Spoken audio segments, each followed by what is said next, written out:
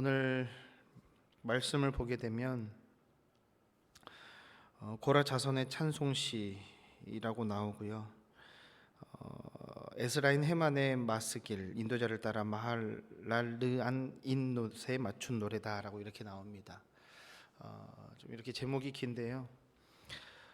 오늘은 우리가 이 시편을 보던 중에 이 고라 자손의 이 시 중에서 이제 마지막 11편에 해당되는 내용입니다. 그리고 이 시는 우리가 오늘 1절부터 18절까지 한번 함께 교독을 했는데 이 내용에서 알다시피 참 이 시인이, 이 시를 기록한 시인이 참 고통 중에 있구나, 참 너무나 어렵고 괴로운 상황 중에 있구나라는 것을 알 수가 있습니다.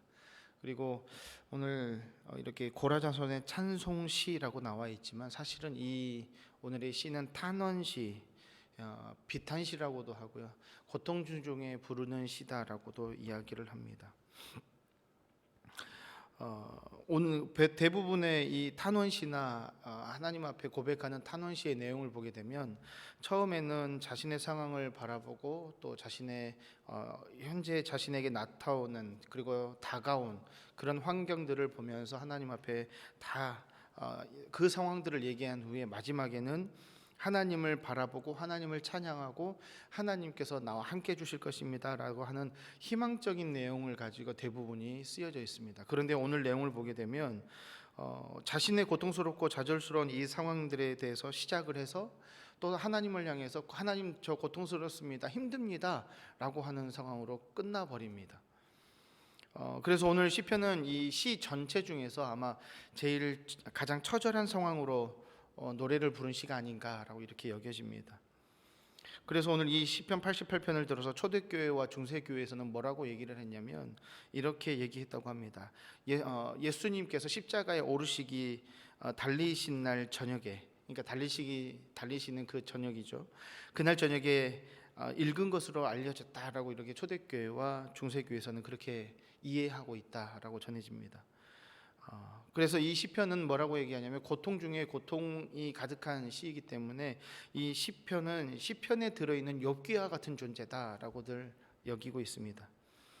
그런 의미를 가지고 보게 되면 이 시편 기자가 얼마나 고통 가운데 하나님 앞에 탄식하면서 쓰는 시인지 우리가 바라볼 수 있게 됩니다.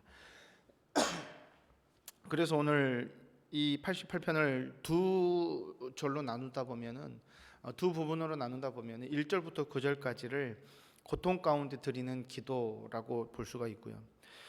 또 이제 10절부터 18절 마지막까지는 그럼에도 불구하고 두려움 가운데 내가 바라볼 것은 하나님입니다라고 하는 말을 10절부터 18절까지 가운데 탄식하며 하나님 앞에 고백하는 시편 기자의 내용을 볼 수가 있습니다.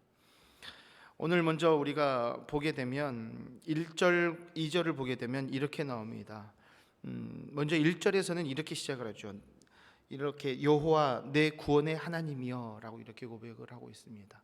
내 구원의 하나님이여 라고 말하는 것을 보게 되면 나의 구원의 하나님이여 라고 하는 것인데 우리가 여기서 내 구원의 하나님이라고 하는 이 단어를 좀 주목해야 될 것 같습니다. 나의 구원의 하나님이라고 하는 것은 이 시편 기자가 자신이 하나님으로부터 구원을 받은, 하나님으로부터 커다란 은혜를 입은 그러한 기억을 가지고 하나님은 나의 하나님이십니다라고 하는 그런 고백입니다. 우리가 어렸을 때나 우리가 정말로 좋아하는 나와 친밀한 관계를 가지고 있는 사람을 들어 우리는 이렇게 얘기를 합니다. 내 사람, 나의 사람 이렇게 얘기를 하지요. 그리고 어렸을 때 이제 우리가 존경하는 선생님을 우리가 이야기를 할 때 내 선생님, 내 선생님 이렇게 얘기를 합니다. 이처럼 이 시편 기자가 하나님을 향해서 여호와 내 구원의 하나님은 나의 하나님이여, 나의 구원의 하나님이여 라고 이렇게 부르짖으면서 하나님 앞에 나아갑니다. 그러면서 1절에 뭐라고 얘기를 하냐면 그 뒤로 내가 주야로 주 앞에 부르짖었습니다 라고 합니다. 하나님, 내가 밤낮으로 하나님 앞에 부르짖습니다. 내가 매일마다 하나님 앞에 힘이 있게 기도합니다. 하나님을 붙듭니다. 하나님, 제가 열심히 하나님을 붙들고 있습니다. 왜요? 저에게는 이러한 상황들이 이렇게 펼쳐졌습니다 라고 이 말씀 1절과 2절 이후에 그가 시편 기자가 하나님 앞에 고백하죠. 시편 기자가 왜 하나님께서 자신의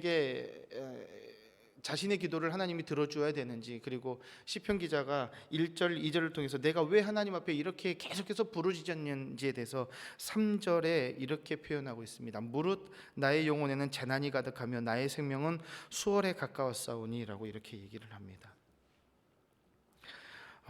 무릇은 왜냐하면이라고 하는 그러한 뜻이죠. 왜냐하면 제가 그렇게 기도하고 하나님을 부르짖는 이유가요, 제가 너무 힘들어요 하나님, 이 이야기입니다. 하나님, 내가 너무나 힘들고 괴롭습니다. 달리 어떠한 방법이 없습니다. 내가 어떠한 희망을 가져볼 만한 하나의 어떠한 방법과 계획도 없고요, 어떤 것도 나에게 힘이 없습니다. 마치 곧 죽을 것 같습니다 라고 얘기합니다. 우리가 그런 얘기를 하지요. 내가 너무 나에게 힘든 일이 다가올 때, 내가 정말로 감당하기 어려운 일들이 나에게 다가왔을 때 우리는 간혹 이렇게 얘기합니다. 죽을 것 같다, 죽을 것 같다 라고 얘기를 합니다. 그런데 이 시편 기자가 그와 같이 고백을 하는 거예요. 하나님, 제가 정말로 죽을 것만 같습니다. 너무나 힘듭니다. 얼마만큼 힘드냐? 4절과 5절에 이렇게 얘기를 합니다. 나는 무덤에 내려가는 자 같습니다. 힘없는 용사 같습니다. 죽임을 당하여 무덤에 누운 자 같습니다. 이제 나에게는 생기가 하나도 없는 것 같습니다. 힘도 없고요, 의욕도 없고요, 내가 어떻게 일어날 의지도 없습니다. 지금 내 몸은 살아있지만 죽은 자 가운데 있는 것 같습니다 라는 겁니다. 그의 표현이 얼마나 절박한지 우리는 볼 수 있는 것이죠. 그러면서 이제 6절 7절을 들어서 이제 뭐라고 얘기하냐면, 주께서 나를 깊은 웅덩이와 어둡고 음침한 곳에 두셨사오며 주의 노가 나를 심히 누르시고 주의 모든 파도가 나를 괴롭게 하셨나이다. 내가 그렇게 되고 내가 죽은 자 같게 된 것, 그리고 내가 무덤에 내려간 자 같이 되고 힘이 없는 용사 같이 된 이 모든 것이 하나님께서 저에게 이렇게 주신 것 같습니다. 나를 하나님께서 그 자리에 두신 것 같습니다 라는 거예요. 6절과 7절의 가장 주어는 하나님이시죠. 하나님께서 자신을 웅덩이와 음침한 곳, 그리고 하나님의 그 노가 하나님의 그 노하심이 자신을 짓누르고 있고, 하나님의 그 파도가 나를 이렇게 내가 일어나지 못하도록 이리저리로 나를 휘청거리고 힘들게 만드는 그런 상황이다라고 고백을 합니다. 마치 니느웨로 가야 했던 요나가 다시스로 가다가 바다에 던져졌을 때 이렇게 고백하죠. 주의 파도와 큰 물결이 다 내 위에 넘쳤나이다 라고 요나서 2장 3절에 이렇게 말하고 있는 것과 같이 그러한 느낌인 것입니다.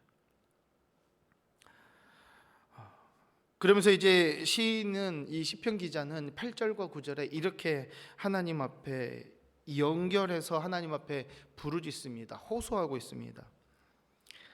하나님, 주께서 내가 아는 자를 내게서 멀리 떠나게 하신 것 같습니다. 하나님, 제가 외톨이가 되었습니다.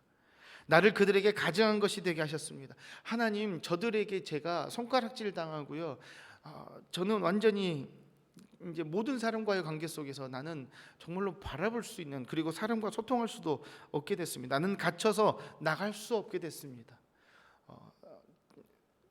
물론 사람들이 그를 가두지는 않았겠죠. 그런데 이 시편 기자가 나는 갇혀서 나갈 수 없게 되었습니다. 제가 나갈 수 없는 존재가 됐습니다. 하나님, 제가 너무나 힘듭니다. 사람들로부터 소외되고 그들에게는요 손가락질 당하고 그들에게는 정말로 욕먹는 존재가 되었습니다. 그리고 나서 뭐라고 얘기를 하냐면, 이제 8절 9절 후반에 이렇게 나옵니다. 9절에 이렇게 나옵니다. 내 눈이 쇠하였습니다. 내가 매일 주를 부르며 주를 향하여 나의 손을 들었습니다. 너무나 힘들고 너무나 괴로우니까 또 그가 눈이 잘 보이지 않고 괴로웠다는 겁니다. 눈은 생기와 활력에 생명력이 있는 그러한 상징입니다. 그런데 눈에 총기가 없는 사람들을 보고 너 왜 이렇게 생기가 없냐, 눈이 반짝반짝 빛나는 사람들을 보면서 우리는 그렇게 말하죠. 너 힘이 있구나, 너 에너지가 있구나 라고 얘기를 하는데, 이 시편 기자가 그러는 거예요. 하나님, 내 눈이 쇠하였습니다. 내 삶의 총기를 잃어버렸습니다. 그런 의미인 것이죠. 우리가 이 시편 88편을 보면서 우리의 삶 속에서 이와 같은 일들이 일어나지 않기를 바랍니다. 그러나 때로는 우리의 삶 속에서 이와 같은 일들이 다가올 수도 있습니다. 그럴 때 되면은요, 정말로 하나님 앞에 우리가 기대하고 기도하고 하나님을 의지해야 되지만 그러지 못한다라고 하는 분들의 이야기를 간혹 듣습니다. 정말로 괴롭고 어려움 속에 있는 분들의 이야기를 들어보게 되면요, 뭐라고 이야기하냐면, 신방 가서 얘기를 하고 만나서 얘기를 해보면 그래도 하나님을 의지해야죠. 하나님이 힘주실 겁니다. 말씀을 붙드셔야 됩니다. 우리가 함께 기도하고 눈물로 기도하고 막 함께 찬양을 하고 붙들고 그들과 함께 나아갑니다. 물론 말씀과 기도로 그들이 하나님 앞에 이렇게 세워지지만 그들의 하나님 앞에 세워지기 전까지 어떤 일이 일어났냐면 그들 앞에 비슷한 일들이 있습니다. 뭐냐면 너무나 감당하기 힘든 고통을 당하고 있는 분들은 비슷하게 탄식을 많이 합니다. 하나님 앞에 기도하기보다는요, 한숨을 많이 쉽니다. 괴로워합니다. 왜 나에게 이런 일이? 하나님 왜요? 이렇게 막 탄식을 많이 합니다. 이처럼 이 시편 기자가 시편 88편 1절부터 9절까지 내용에 보게 되면 제가 이와 같이 고통스럽습니다. 이와 같이 내가 힘듭니다. 하나님, 내가 나의 생명력을 잃어버렸습니다 라는 거예요.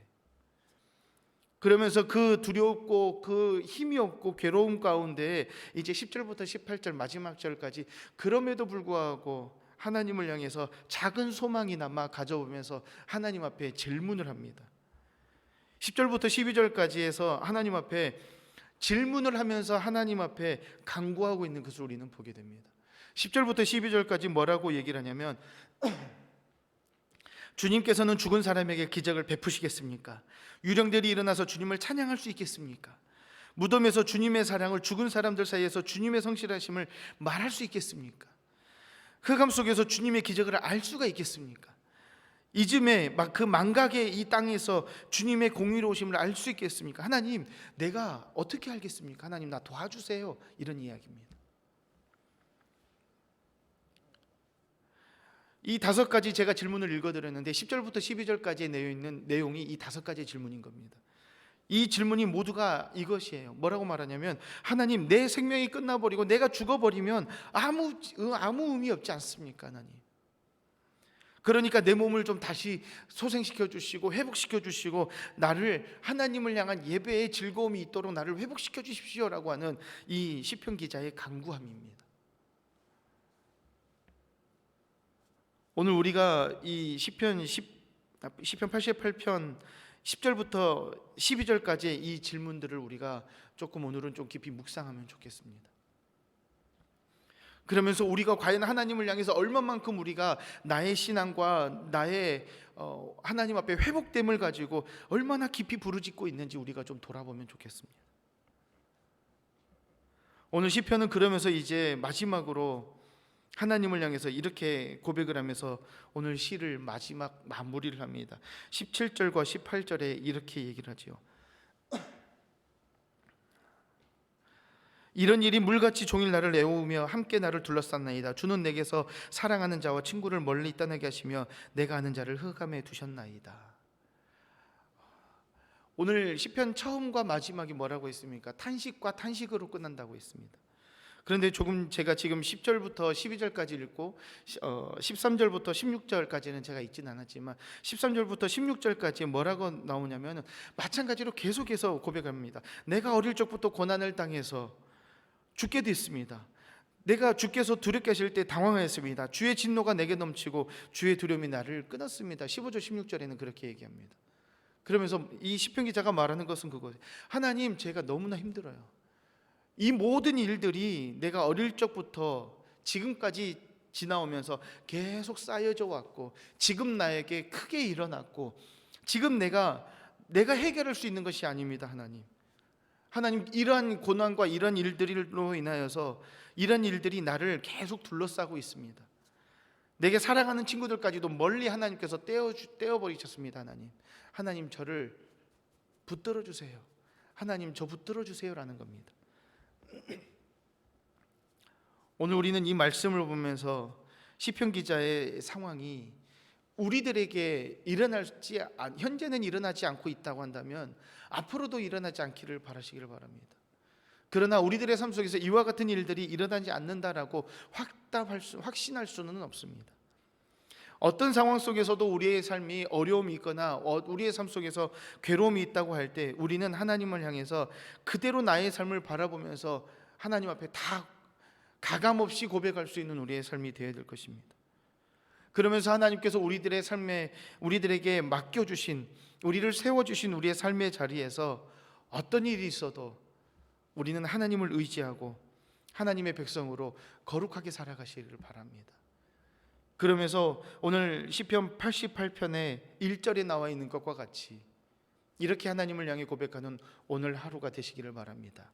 여호와 내 구원의 하나님이여, 내가 주야로 주께 부르짖겠습니다 라고 시편 기자가 고백하는 것처럼 오늘 하루가 하나님, 내 구원의 하나님, 나의 삶의 주인이신 하나님, 내 삶이 어떤 모습이든지 나는 하나님을 부르겠습니다 라고 고백하는 오늘 한 날 되는 우리 성도님들 되시기를 바랍니다.